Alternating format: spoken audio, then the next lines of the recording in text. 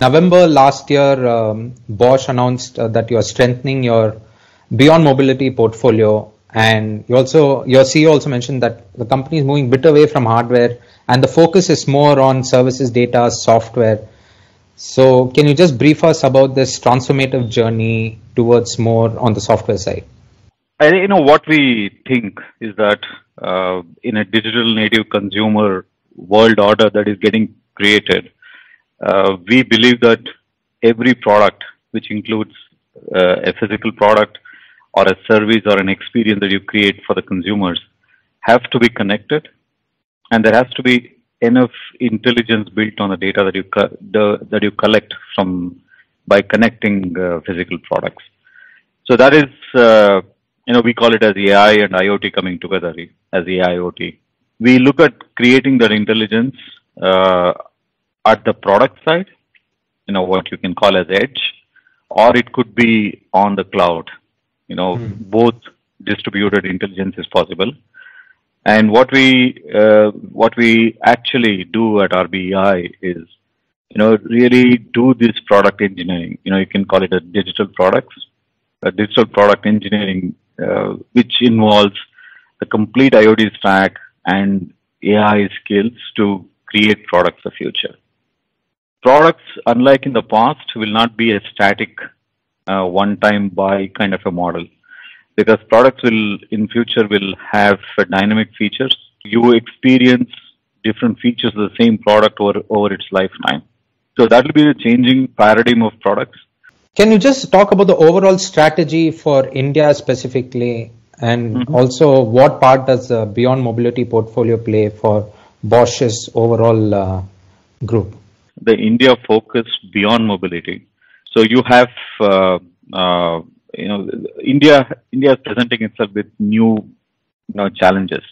If you see the urbanization where you have smart city applications or airports as a solution, so most of them are kind of systems of systems where several Bosch products like the cameras, Bosch cameras go into solving such problems.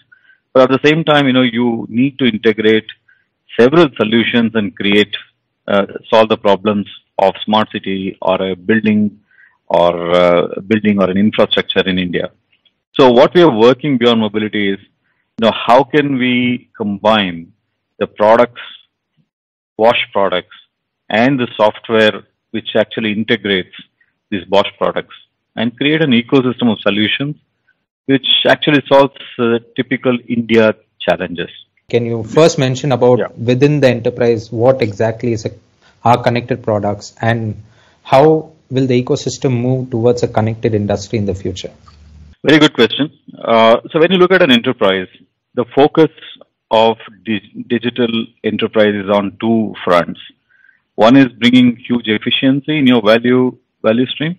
So you create connected industry or factories of the future, as you call it, or a connected supply chain.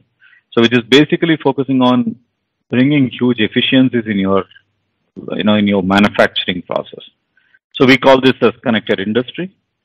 And when you look at market-facing digital, which is connecting your products towards consumers, so this is what we call as connected products. So one is an efficiency game, other is unlocking new forms of business value, the connected products. So it covers actually two spectrums of the same enterprise. The one is the internal focusing, which is on value creation, which is on efficiency. The second is on focusing on the market, which is on unlocking new forms of revenues using technology. You're training 5,000 associates, and many of Bosch's, I guess around 13,000 individuals have been trained in AI. So can you just talk about the reskilling perspective and then move on to how are you training the individuals from these premier institutions? Product engineering is changing. The paradigm is changing. Earlier, if you look at it, was mechanical product, and then you embed electronics into it, or you embed software into electronics. So that was the product that we were creating, right? So, but now if you see the product, it's, of course, there is a physical product, and hence you have mechanical engineering. And then you have electronics, which goes into a mechanical product. And then you embed software in it, and then you collect data from it. You add sensors and collect data. And then you have an intelligence layer in the form of AI. So all this put together is a new product. So each of these different layers of the product evolve differently, actually.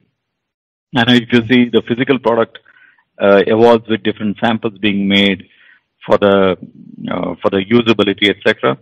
And if you look at the data evolves over a period of time. After you have collected a lot of data, and your AI algorithm, the accuracy of AI algorithm is dependent on how much of data that you have collected. So, but the product is actually the physical product, electronics, sensors, data, and AI together.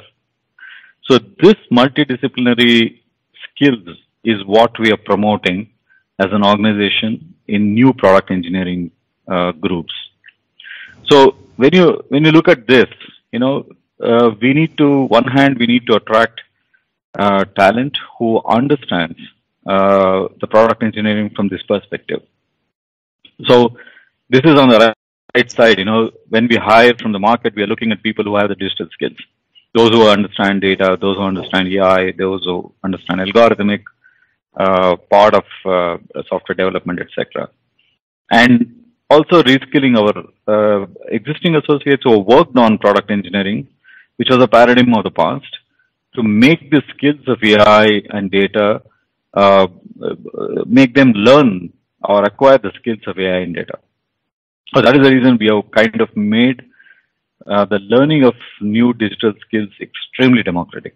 We have created platforms, we have gamified learning, where associates are incentivized to really go and upskill themselves by certifying themselves in different stages of this digital skills. They can, get a certificate as a beginner or a practitioner or an expert. There are different levels of certification. Are there any unorthodox domains where you are seeing a lot of traction in, or where you expect to see a lot of traction in the near future? And how are you preparing for the same? I wouldn't use the word unorthodox, but I would say there are some sectors which are coming up. For example, call it COVID or, the awareness. So the digital influence on healthcare is going to see a huge traction. And also we think technology is going to change the landscape of agriculture, the food value stream, as we go forward. So I think technology intervention on energy space is going to change how the energy is generated, distributed, and consumed. So we see this as sectors which are lending themselves for digital transformation. What are, say, a couple of cutting edge technology solutions that you are most excited about, which you feel can be relevant on a large scale in the future? And I think, I'm excited about the prospects of data and artificial intelligence can bring in terms of creating, huge, very different consumer experiences. So I'll just give you one example. We have created a small device which can actually, it's called Phantom. And this can, when you plug it on, it can actually measure the consumption of energy by different assets, electrical assets. So different devices. So it has an AI algorithm. It's like a mini computer. It processes the signals, electrical signals, and decodes how much energy is consumed by each device, and provides insight into energy consumption.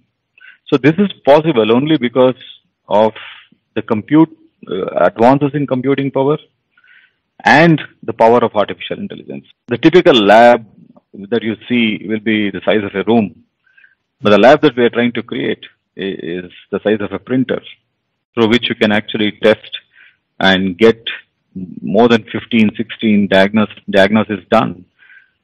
And this is a connected device. And imagine the prospects of such a device being in the rural part of India and providing healthcare to different corners of India. So it's a phenomenal prospect for digital healthcare.